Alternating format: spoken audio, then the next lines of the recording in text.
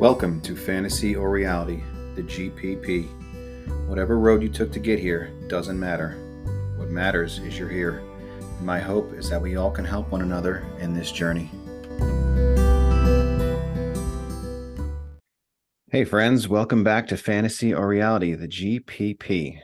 Today, this evening, this morning, wherever you're listening to it, I have a special one here for you. It is going to be a lovely interview with my friend Brian Hatch, who is the host of All in the Addicted Gamblers podcast.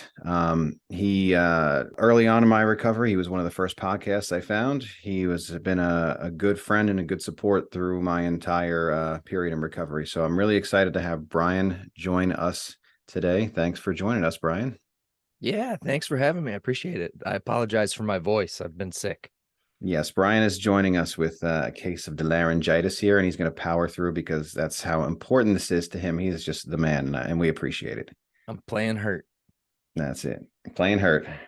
Yeah, so I'm sure a lot of you have heard Brian's story, but if you haven't, Brian's going to give us a bit of a backstory. Just tell us about himself, his early days of gambling and where he's at today. I like this format because then I can talk about, when I was a kid and gambling and not just cut right to I was 18 when I started gambling, because I was a kid. I was gambling with my grandfather, playing cards with him, and also my parents. We played cards in the house as well for, pennies, nickels, dimes. Mm-hmm. And then I remember when I was 12, my school had a festival of some kind. And so my whole family was there because my mom was the principal of the school. So our whole family was there. And somebody was selling pull tabs, and he was selling them to kids. Like, I could buy them. And I started buying pull tabs, and I wouldn't win. And I remember I went back to my parents' car and I stole all the change from their car. Mm-hmm. And they had a bag of change in there that they used for like stamps and stuff at the post office. So I must have spent like $20 or something on these pull tabs. I couldn't believe it. And this is something I remember years later that I reflect on, and I'm thinking, oh my gosh, I was compulsively buying pull tabs before the proper age to be able to buy pull tabs Yeah. at a church festival. But it got bad when I was 18. I was a freshman in college. Some friends wanted to go to the local tribal casino, and the local tribal casino was 2.5 hours away for me. But I thought, oh, I'll go visit my friends. It'll be fun. I haven't seen them, it was high school friends. So we went to the casino and played blackjack, and everybody had a good time. I won, so I had a really good time. And I thought, this is ridiculous. Why am I worried about going to work tomorrow when I can win more money playing blackjack? So the next time I went, I was alone. The next time I went, I was alone, and so on and so on. And I was driving 5 hours round trip to go gamble when I should have been going to class or should have been on time for work.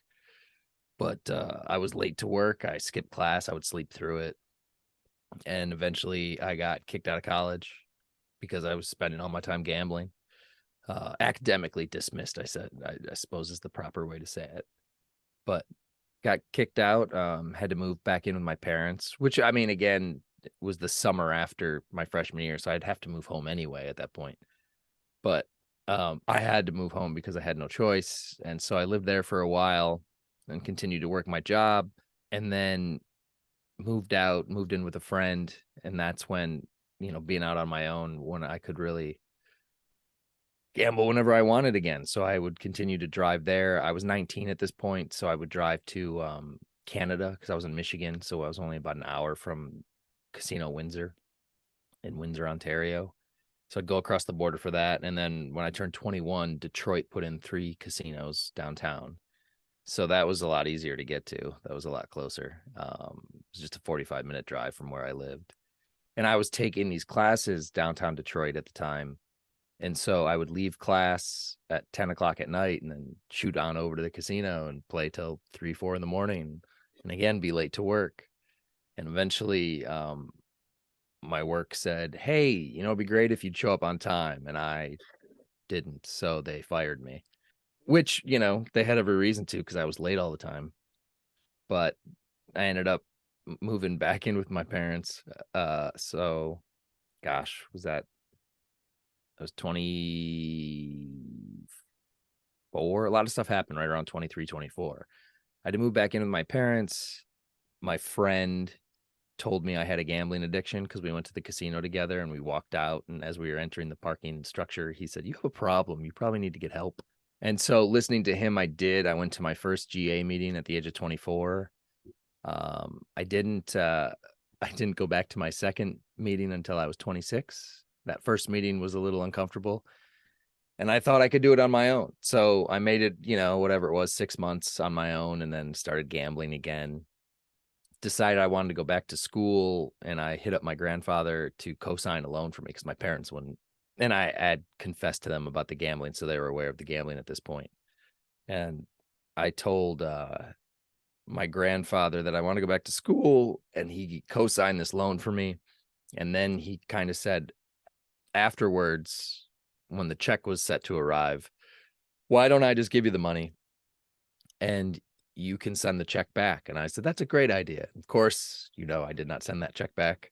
I gambled both amounts of money in 2 nights at the casino, and I never told him. And then he died before I could tell him. So that I sat with a lot of guilt on that for a long time. But at 26, I went to my second GA meeting. It was great. It was a good group. It was in Livonia, Michigan. And it was really, it saved me at the time. And it worked well for 2.5 years. But at 2.5 years, I got complacent in my recovery. I decided I was tired that night and didn't go back to the meeting.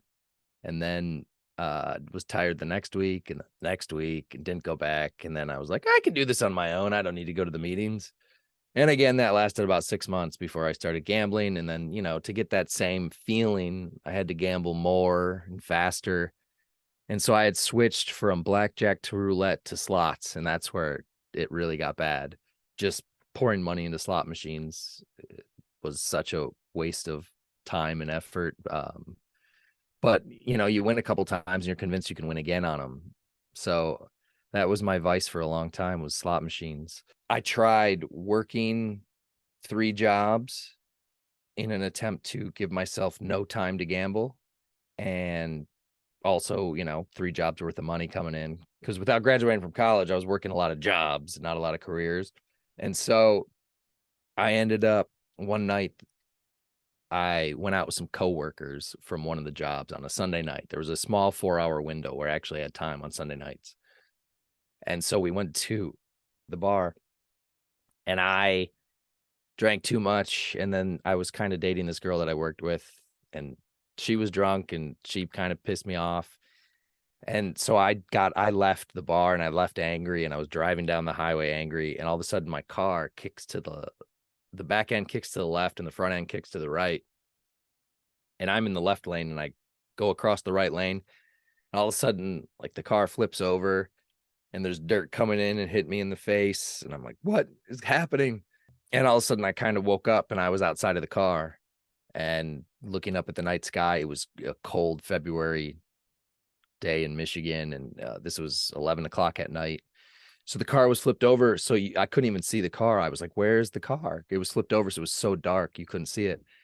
My shoes had flown off in the car accident. I didn't have my shoes. So I'm standing in snow with just my socks. And then I heard sirens and everybody came down to get me.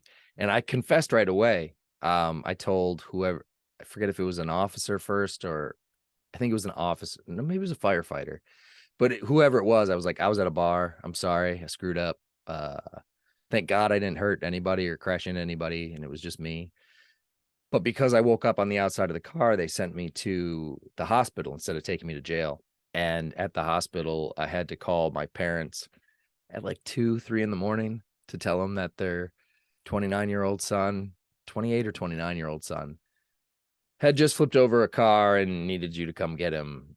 So that wasn't a wake-up call they wanted to hear. I ended up quitting one of the 3 jobs, keeping the other 2, and moving back in with my parents at the age of 29.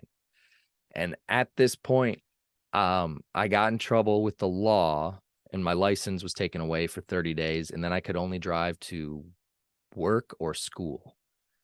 So I had a job, but then I also started taking a class just so I could drive somewhere. It's like a how to build a website or something like that class, the old fashioned way, not the plug and play that we have now. And everything was good. I stopped gambling. Oh, I should finish. So I had to go see a counselor because of the car accident. And the counselor at the end of the session, after I, flipped over a car and was at a bar and got in trouble for drinking and driving, the counselor said, "You don't have a drinking problem." And I said, "I know." And she said, "You have a gambling problem." And I said, "I know." And so the fact that car accident happened and she said, "I have a gambling problem," really showed me, what was going on. And so I didn't gamble. I moved in with my parents and things were good for another 2.5 years. And then my dad died suddenly of aortic dissection. And that kind of spun me into relapsing. And that relapse lasted about a year. And in that year, I had gambled a bit in Michigan, and then I moved to California, and I gambled on the way out there. I gambled when I got there. I was driving to Las Vegas a lot, and then I placed my last bet on July 23rd of 2014 at the Bellagio Casino in Las Vegas. All the money, I lost it all, and I went crap. And I had taken out loans again and payday loans, and I was in a mess of a place, and so I ended up filing bankruptcy due to my gambling, and I haven't gambled since. Thank you very much for sharing all that. It's I mean, I've heard that story many, many a times. But it's an important story to hear because I think it's I don't know, man. It just like hearing your story when I first started really made me feel like I wasn't alone in what I was doing. And I can relate it back to stuff I was doing when I was using drugs, using heroin and stuff like that back in my teens and 20s, because a lot of what you said relates, this is where I came to that realization that addiction is addiction, regardless of whether we're gambling or using drugs or drinking. I too, I was going to school for a while. I was trying to become a phys ed teacher and health education teacher. And several things had transpired where my drug addiction had picked back up and was taking out cash advances on credit cards, was lying to everybody. It was getting really intense, really bad, really quick. And I ended up doing the same thing. I was supposed to be in class, but meanwhile, I would buy a 8 ball or a a quarter ounce of Coke or something like that, and go sit at my house and just do that for 24 hours straight. People are thinking I'm at class. I remember coming home for spring break, and this is when things really got to a bad point, where I had come home, been using the whole time where I was home, and then that week I was supposed to go back. My mom had given me like $1,000 to go back to school with. I didn't go back. I went straight to my dealer's house and was there for about a day until I spent all that money. And that's when everything kind of came out at that point. And I ended up having to move back home at the age of 25 or 24, whatever it was, 3 years into college, being like, what is wrong with me? How could I do this to myself again? And just all those just bad feelings, man, just screwing up and feeling like I'm doing the wrong things over and over again. And that's what forced me into recovery. So it's like a lot of those same actions and behaviors I've just noticed across the board. It's whether we're gambling or whether we're using. And I eventually got clean in 2009, about a year and a half after that point. But I didn't take recovery seriously at that point. Like I know I've talked to you about this before, and I've said this on here before, where I went to Narcotics Anonymous for a year. I got my year chip, but it was one of these things where I thought I could kind of just put some time between me and get past it. Like you said, I could do this on my own. But after like 6 months, you end up relapsing. It took me some time. I never used drugs and alcohol again, but because I didn't put the work in, I ended up, after meeting my wife after several years, 8 or 9 years later, that's when I started problematically gambling. So yeah, that's why I think what we do in recovery is really important. We can't do this alone. So that's why I think our podcasts, it's important to me. And here I go. I always do this in my meetings and in my podcast. I feel like I just ramble on and on. So That's why people love you, Steve. sometimes I just need to learn how to shut the F up and let the other person talk. But yeah, so you haven't placed your last bet since 2014, but I've heard you talk about, and you recently had mentioned that some other stuff had come up. So, do you want to talk a little bit about what's happened recently with you and how you're handling all that? Yeah. So about a year and a half ago, I'd watched a documentary on Netflix about minimalism and, getting rid of crap in your life that you just don't need. And I was inspired and I got rid of a bunch of stuff. And I got to my baseball cards and I was like, oh, I should sell these on eBay and get rid of them. And I hadn't looked at them in years, but I immediately just enjoyed looking at them again and kind of going through them and checking them out online and yes, seeing what they were going for on eBay, that sort of thing.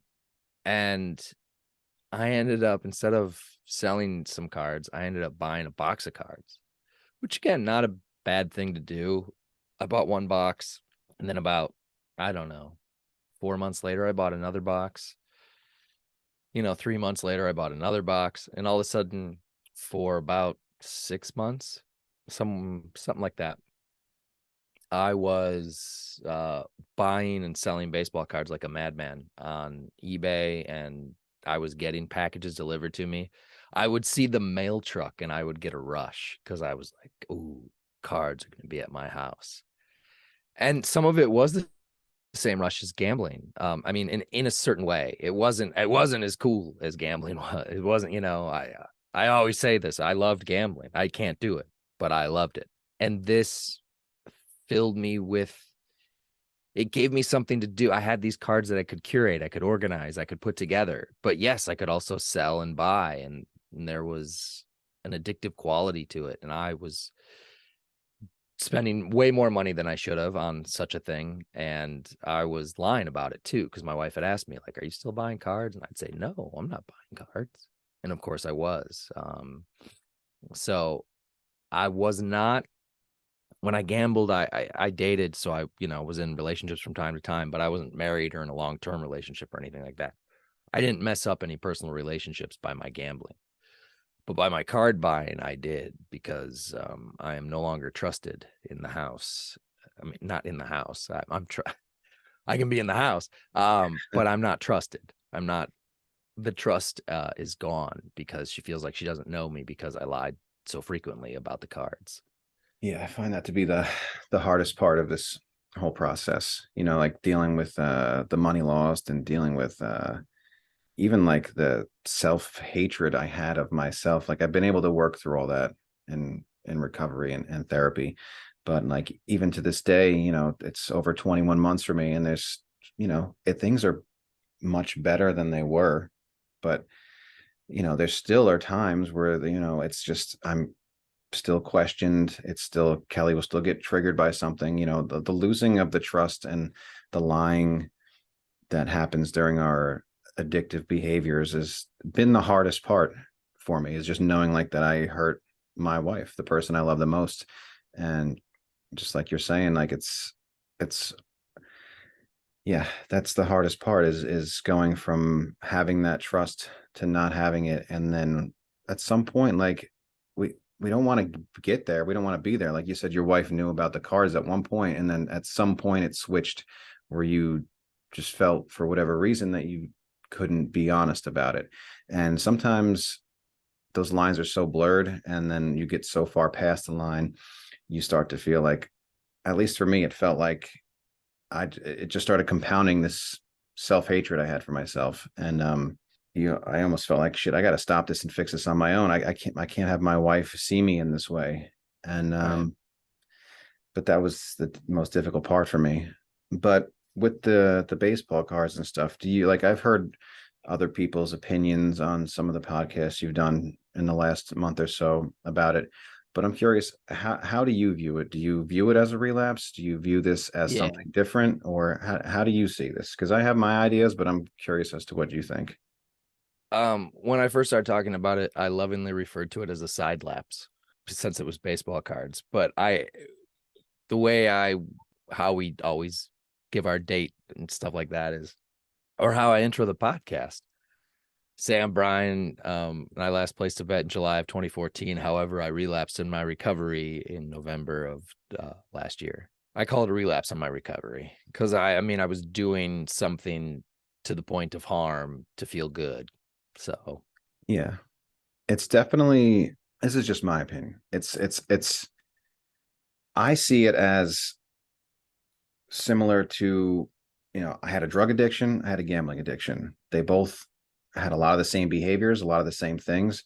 I still will say that my clean date is, July 16th of 2009, and my last bet date was May 2nd of 2021. They had a lot of the same things and behaviors, and they cause a lot of the same problems and destruction. I don't know how I feel. I don't think I see it as gambling, but I could definitely see it as a relapse in some way. So I still would say that your last debate, your blah, blah, your last date of bet, I can never say that friggin' thing, is still back in 2014. You just had something that came up because of whatever reason, whether it was not the meetings or whatever has been going on. I know you talk about a lot of what's going on with you on your podcasts.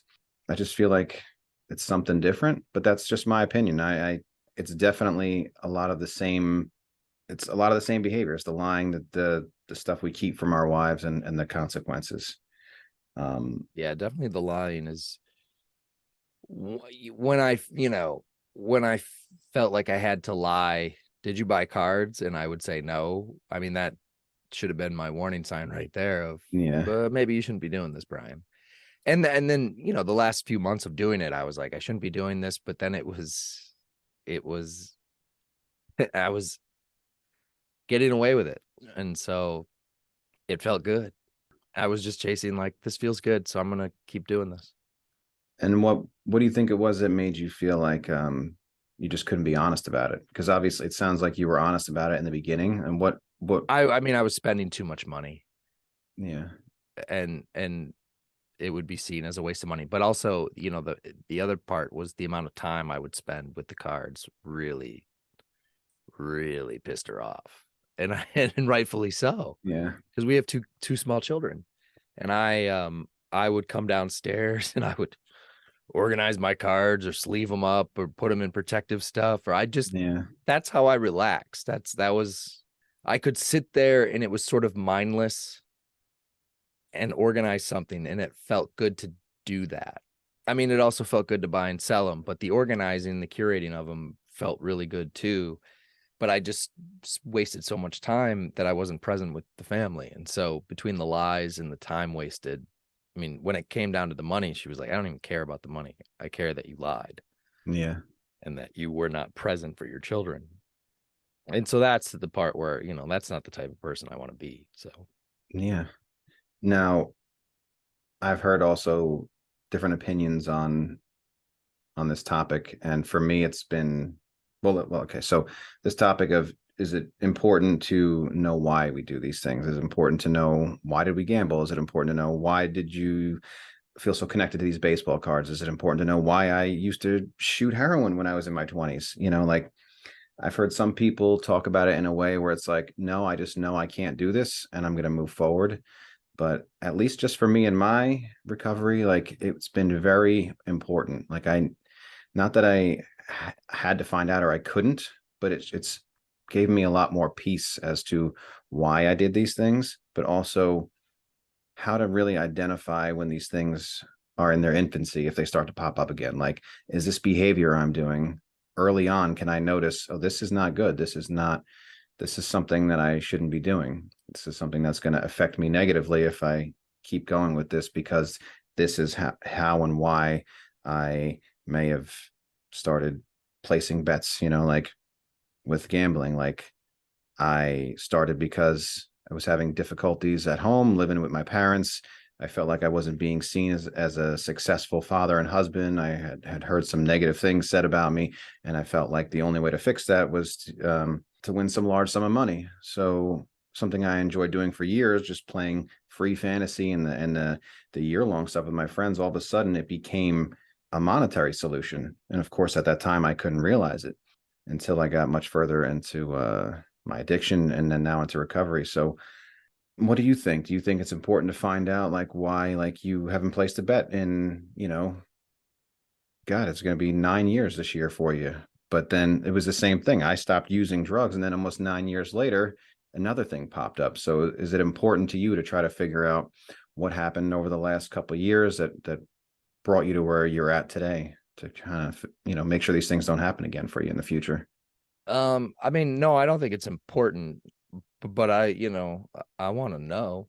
'Cause I think just after a certain amount of time, well, at the beginning of your recovery, if you stop gambling, day one isn't the time to be like, no, why was I doing that? No, of course not. No, Day one is like the time to just don't gamble. for Just don't sure. gamble. Hmm. And but as time goes on, you do start to wonder, like, why the hell? Like, I get it now. That fog clears and you go, oh my God, I can't believe I gambled all that money away. And what the hell was I doing? And oh my gosh, I let myself get fired. I let myself become this type of person. And so it is frustrating not to know, because you're like, well, why would I do that to myself? But looking back, I think I can look back and say that I was a very lonely, depressed person. However, I was outgoing in certain situations and I was social in certain situations. So nobody realized, and I don't think I even realized that I was lonely. I mean, I had friends, I had people to be around, but I just felt alone.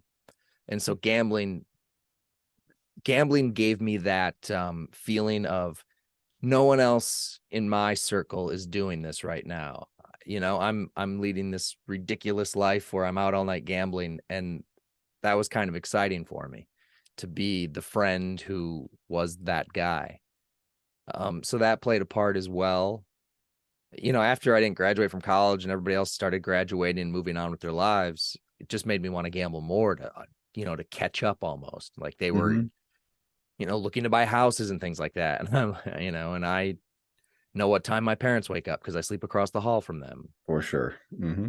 So I all I know is the baseball cards felt good, and I don't know if it brought me back to when I was a kid and I loved looking at the cards. I'm a huge baseball fan, so looking at the cards kind of, you could say in a similar way of how sports betting can make your fan experience better if you can do that and not create harm for yourself.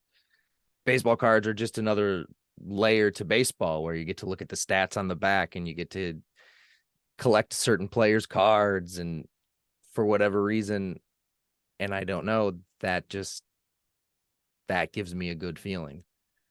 And so I chased that feeling. And like what you said before, let me definitely be clear. That is not something I think should be important to you in your first day or your first month. Like, yeah, your first, how, whatever the time frame is in the beginning, it should just be more about stopping and changing habits and behaviors. But at least for me, I found it to be important over time, and it gave me a Sure. lot more peace and clarity as to why I did these things and how to make sure I didn't do these things again. So, like you were saying, the baseball cards, you kind of could enhance your fan experience. So, do you still do you watch sports on a regular basis? Do you feel a connection to those teams still, or you feel like it was more connection to your childhood? I think the childhood played into it, but also I think when I was a kid, it was exciting to get a good card. And so there was still that, like, oh, this card is valuable. And so Yeah. that's where the gambling can creep in, of buying a box and hoping for a valuable card is sort of the same as putting money in and hoping for a win. Hmm. So that's where the similarities come in. It bothers me that I abused it and got it and let myself get addicted to it, because I do enjoy just looking at them and going through them. There's something about organizing them that gives me great pleasure. I think I do very well with one of those train sets with the cities, and you paint all the people, and I can see myself doing that in 20 years now. But it's a bummer because I abuse that. So now I can't, I can't go through my cards. I can't look at them. I can't handle them. I honestly have no idea what's going to become of them. And it doesn't matter. It doesn't matter. Because that's not what's important. And what's important is making sure that my family life is going well, and I let my family down by letting baseball cards take over my life for better part of a year. Yeah, I feel the same way too. So it was the same thing with fantasy sports. I could do it and play it, and I loved doing it for years, non-compulsively. It was not a problem. I enjoyed being in leagues with my best friend. I enjoyed learning about players more and enhancing that fan experience and whatnot. Yeah. And then just something happened that just turned it from fun to compulsion. And I think that's going to be different for everyone. So if you're listening, if you can identify when that happened or identify it if it's happening for you. But I agree, like as much as you enjoyed the baseball cards and as much as I used to enjoy playing fantasy, what's more important and the most important is having a good and happy family life. And it's been a long time since I've played fantasy sports. I haven't even watched sports or paid attention, and I don't I don't care anymore. I'm happier now to have a better home life. So I'm curious, what are you and your wife doing right now to work through this together? Are you attending one-on-one therapy? What have you done differently than you've done with your recovery now? Because I know like in a lot of your past podcasts, you talk about how your podcast is your recovery. And that was your main source. So are you doing anything differently now? And how has that been working for you? Well, you're right. The podcast is my main source of recovery because just talking about it helps me. So I continue to do that to help myself. But no, we're in couples count. We did an episode about it. We're in therapy together with a family therapist. So we're working through some stuff in there. It obviously goes deeper than the baseball cards, and so yeah, we're working through, and some weeks are good in therapy and some weeks are bad. Yeah. Not bad. I mean, you learn something every time, but it's like it feels bad, Yeah. because maybe you're talking about your bad behaviors that whole time. It doesn't feel good to relive those. Hmm. But that's what we're doing. And I don't think I answered your question earlier about sports teams. I still will watch baseball. I love baseball, so I will still be a Detroit Tigers fan and still watch baseball. And unfortunately, the cards will pop in my head because certain players will come up, and I'll be like, "Oh, I had their card," or something like that. But I still watch sports. I don't watch as much football, hockey, or NBA as I used to because I just slowly lost interest. I think watching football is frustrating just because every commercial break, the commercials for gambling, you're just like, geez, Louise. And they don't trigger me. I just get angry at watching them constantly, that they're Yeah. constantly on. But no, baseball's still my number one sport, and I'll still watch it. And that might be not good for me to do. I don't know. We'll find out. If it triggers me too much, like I gotta go buy baseball cards, then I know not to watch it. Yeah. But I think I should be okay. I think as much as I would love to go buy a pack of baseball cards and have that feeling again, it's it's up there with gambling now of something that I can't do if I want my family life to be good. Yeah. Financially and stuff like that. Like when I got caught and everything happened, I was mainly the one that handled all the bills. I was the one that paid the mortgage. I was the one who handled everything financially. And then when everything came crashing down and came to a halt, my wife took over the finances completely. I was basically given, $50 a week to get gas and get food and whatnot. And I've gained a lot of trust back. Like I said, it's not probably ever going to be back to 100%, but I've gained enough trust back and enough time has gone by where we've gotten it's called True Link. I think you did a Oh episode of yeah. your YouTube thing about it on Yeah, I the know Bet Free True Link. Life. Yeah. So we got one of those cards. So I've been using that the last month about. So we've gone from just, cash, and now it's, I don't have access yet to our bank accounts. Maybe one day, who knows? I'll leave that up to her. But, anytime anything like this happens, our wives, our partners have to kind of step up in that area. So I'm curious, if you're not comfortable sharing, it's fine. But like how I'm just asking for the people listening and maybe an affected other listening, like how are you guys handling your finances now? So I had this is where some of the line came into play too. I had opened up a separate bank account to do my eBay with. And then I had gotten some extra credit cards to buy the cards with. So I was doing some financial stuff I shouldn't have been. So all the cards are no longer in my possession. Most of our stuff is on auto pay. My wife's a big auto pay person. I never was, but it is what it is. So she now does most of that, and I have a credit card that both of us belong to that's what I use. So she can see all my transactions. So there's no way to like go to the baseball card store and buy baseball cards because she would see Yeah. it. So that's good. I have to pay back the money that I spent somehow, some way. So I'm just working through that to see how I can kind of reimburse us by doing something. But again, she was less concerned about the money than about the trust. Yeah. But no, I mean, for the most part, it's all on auto anyway. But yeah, I mean, now I have one credit card that she can see, and so I'm limited in what I can do as well. Yeah, that's a difficult thing when the trust is broken, especially when it's a financial aspect. It's like they almost are affected. Others, our partners, whatever, have to kind of take the reins and almost, they kind of have to see what we're doing financially. But it sounds very similar to gambling, the opening a separate bank account or having credit cards they don't know about because I had a few credit cards that Kelly didn't know about when I was gambling and had racked those up and paid those off several times and taken 401k loans and deductions and all that stuff that she didn't know about. And that was one of those things like you were talking about in therapy, having to come clean with all that stuff and talk about all the hard stuff you've done. Yeah, that was not fun to come clean about, like all the stuff that you've done. Like once the dust clears and you're real like and everything settles and you're like, oh my God, like how could I have done all this? How Yeah. did I get to this point? But that's where we kind of have to just put one foot in front of the other and just do your step work or do whatever works for you. Like I personally haven't done the steps, but meetings and one-on-one therapy has been super important for me. Since this happened, I asked our mutual friend Jeff if he would join me in podcasts and we would talk about the steps. So we're doing one a month. Yeah, I heard So the we did first step one. one in January, and then we'll do step two this month, and so on.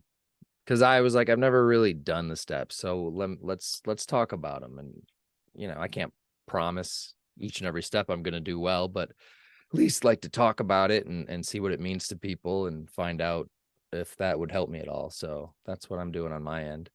Well, that's something different that you're doing, right? I mean, Something different, yeah. I Talking mean, about the just steps. trying something different to maybe identify how did this happen? How can I prevent this from happening in the future?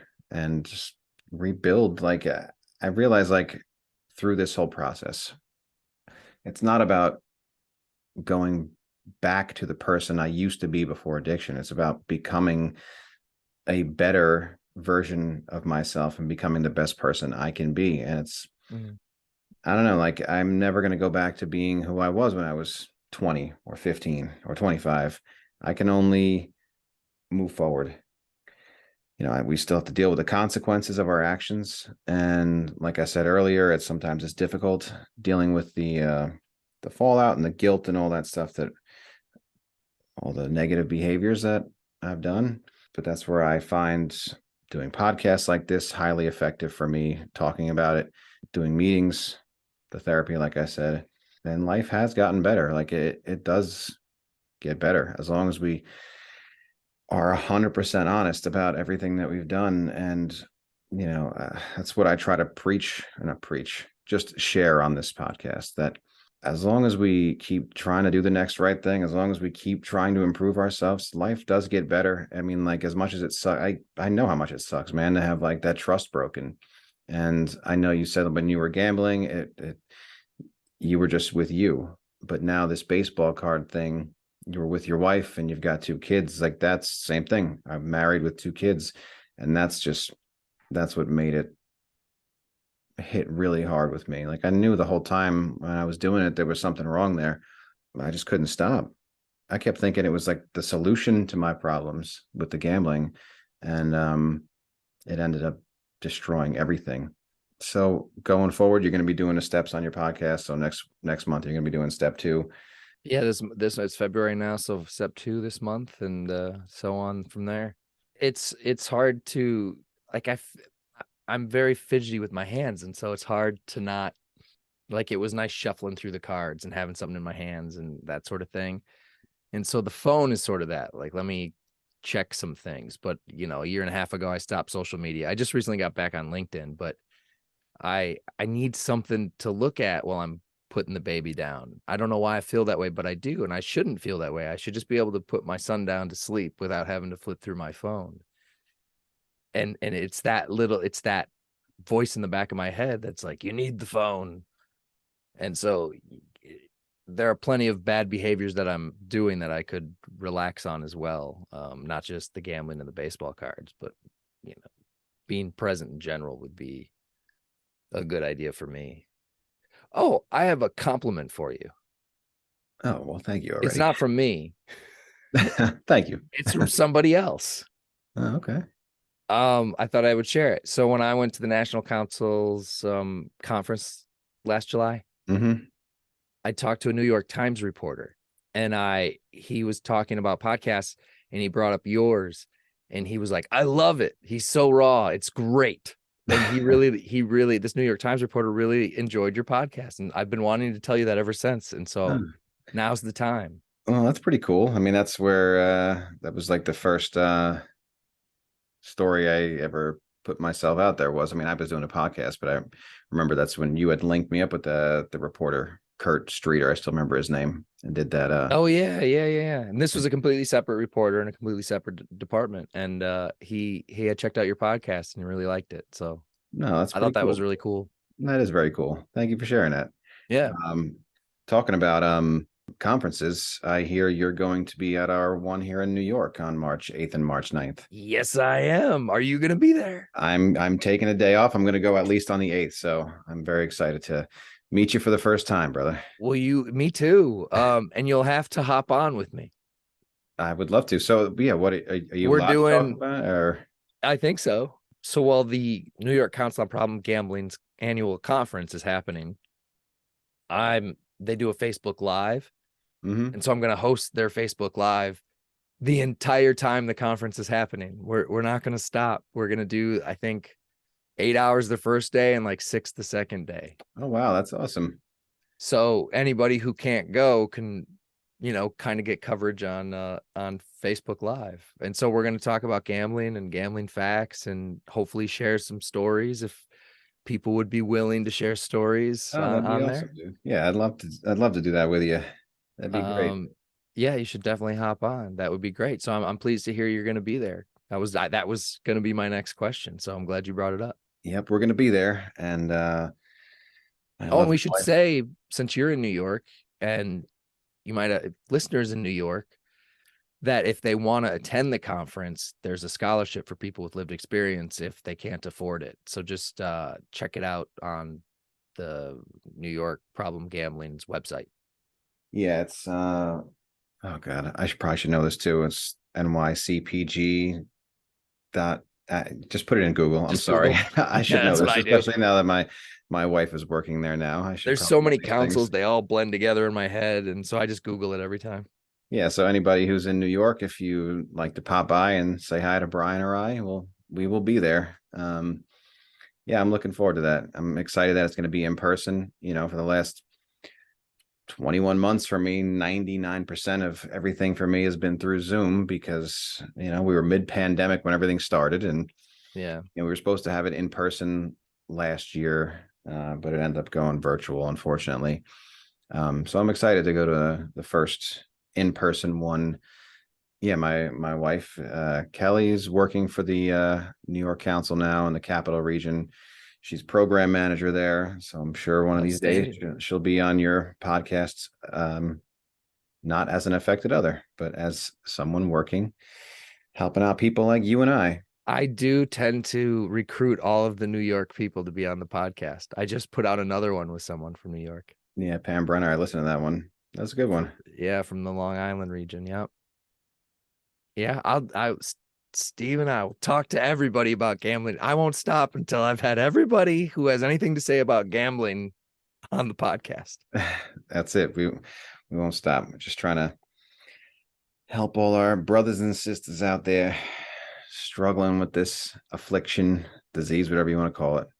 How do you do? Is it, Do you find it hard to get guests? Do you find it easy to get guests? Is it weird asking people to be on? I always found it strange to be like, hey, which it's easier now because more I get emails now. Well, people will volunteer, but before it was like I would cold email somebody and be like, "Do you want to Yeah. come talk about the most vulnerable piece of your life on a podcast with someone you don't know?" Yeah, I've had some people reach out to me. Most Nice. people that have been on have been either people that have reached out to me or a few people from meetings I attend. I had a friend of mine, Todd, who is in my Monday night meeting that came on.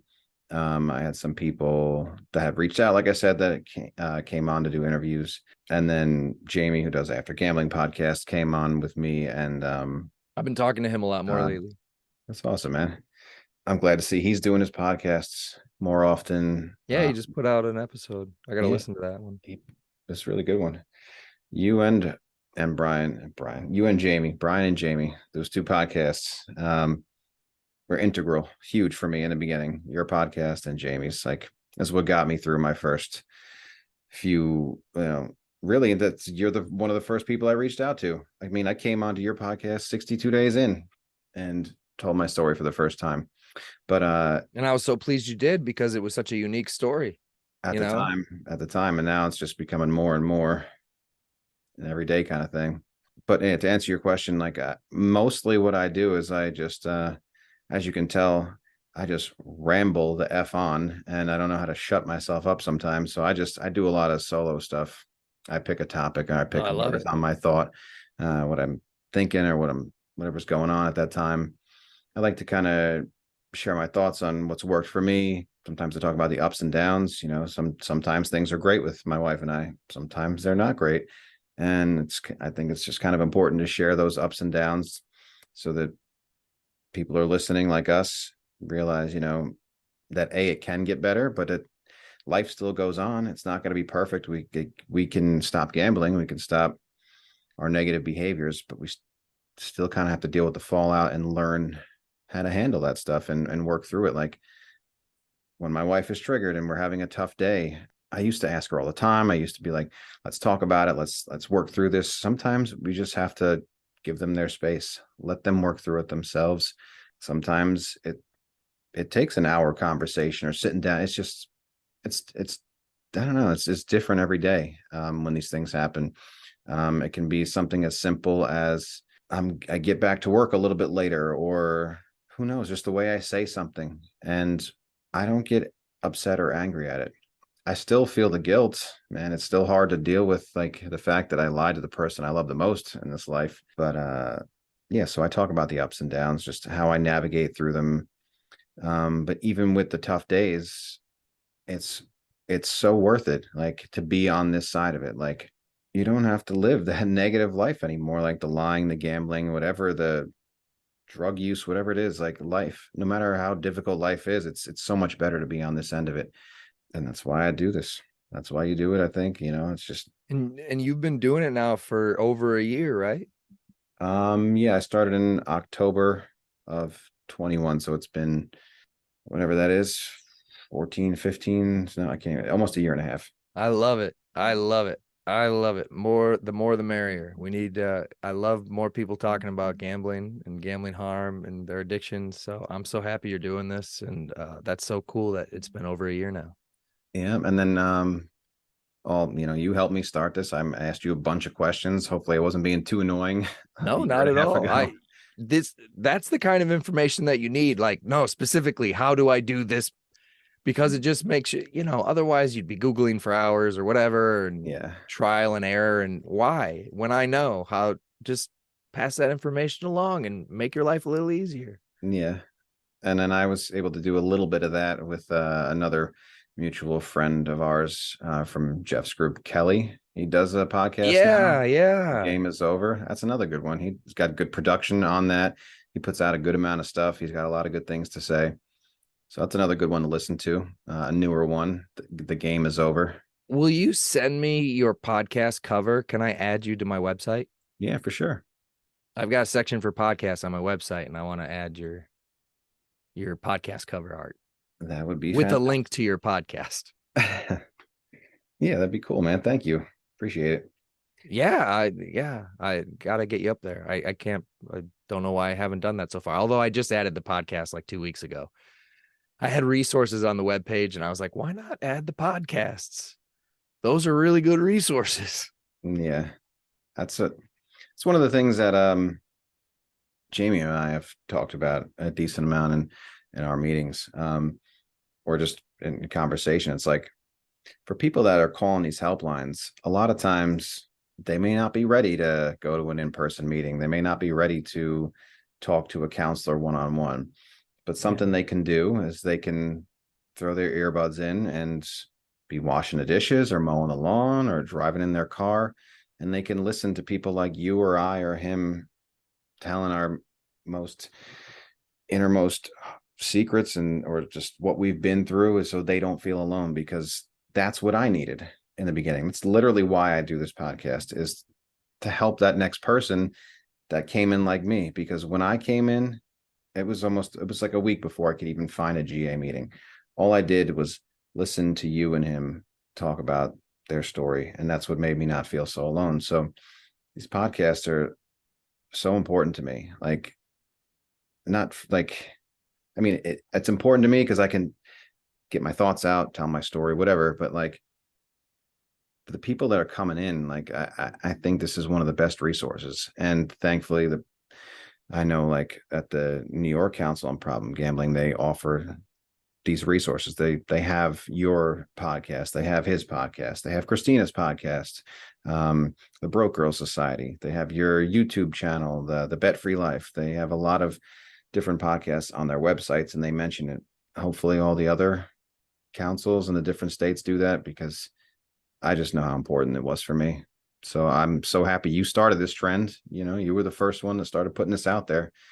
And now I don't know, what is there? Got to be about 20 of them that are out there, 25, something like that. Hopefully it'll I be don't, more. I don't think more than 20. 15 to 20, probably. Although there's always more than you think. Yeah, still not But enough. I mean, I know some of them have stopped or at least haven't put out any new ones in a while. Yeah, there's a few that I see haven't been active in a while. So like yours, mine, Jamie's, and Christina's are all active right now. But I don't know how many others are fully active right now. So Well, anything else you would like to talk about, or anything else that's on your mind, or anything you'd like to share with someone who's listening that may have just relapsed, or may have had a similar situation to what's going on with you? Maybe they were, maybe they've been bet free for a long time, or they've been clean for a long time, and something else popped back up. You have anything you want to share?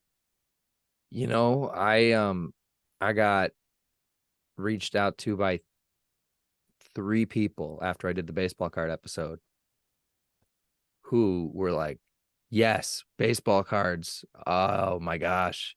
I've hit rock bottom with baseball cards. Or somebody else who's like, oh my God, I have the same addiction. I thank you for talking about it. And not, it just proves the point of why you talk about these things, because it brings Mm-hmm. people out to be like, because there's other people suffering in silence. So if you can share your story so that way people can hear it and get the help they need. But if you've just relapsed, just don't feel the shame to keep you away from whatever meeting you were attending or whatever you were doing. And it's not a loss. It's not over if you relapse. It's just a hiccup. It's just a slip, and you get back up and you keep going. Otherwise, otherwise you just succumb to the addiction, and that isn't a good way to go about things. So stay in recovery and keep going. You're worth it.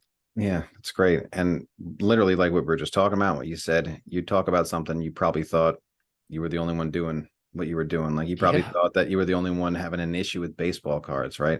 right. That's literally the same feeling I felt just over 21 months ago, before I found podcasts, before I found you and others telling their story. Like, I felt like, who the hell can't stop playing daily fantasy sports? What is wrong with me? Like, daily fantasy sports? Like, I get heroin, I get coke, but gambling, really? Like, and then when I heard other people telling their stories, and more and more, and the more and more I heard on your podcast, I was like, oh my God, I'm not alone. And for whatever reason, it makes it easier to deal with. I don't know, like that we're not alone in this. There's that it's not that there's something wrong with us. There's something that we need to address within us, but it's not like we specifically are some bad person. We fell into whatever the addiction may be, whether it be drugs, alcohol, gambling, baseball cards, but there is a way out. We don't have to always be stuck there. But yeah, man, I really am so glad you came on and did this. I really appreciate you coming on and talking with me. Like I said, you've been an important part of my recovery since day one, listening to you tell your story and having other people tell their stories on your podcasts. You're the reason why I do this podcast. You got me started, and we just keep that wave rolling. So that's why we do. That's why I do it. That's why I think a lot of us do it, is just to help the next person up there. So yeah, Well, man. thank you so much for having me. This was awesome. This was so much fun to do. I love being on this end of it. Yeah. It's so much fun to just talk. I love talking about this stuff. So anytime you want to do this, I'm up for it. I love it. So thank you for having me on, and Oh, great job. I really continued success with what you're doing. thank you very much, brother. I appreciate it. And thank you all for listening. Be good to yourselves and each other. Bye.